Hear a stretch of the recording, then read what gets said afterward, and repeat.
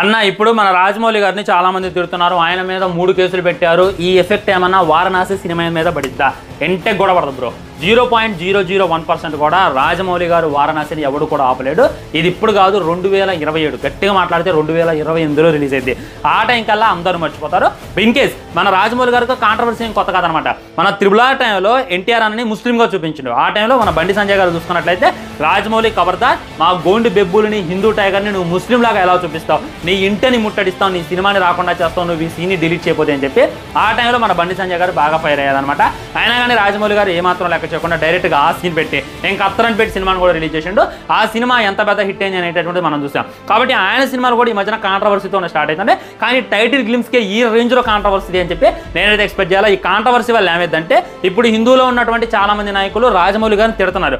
ఆయన ఎందుకు తిడుతున్నారు అని చెప్పి చాలా మంది హిందువులు వెళ్ళి వారణాసి గ్లిమ్స్ చూసి మళ్ళీ ఆయనకు అభిమానులు అయిపోతారు. ఇదే వాస్తవం.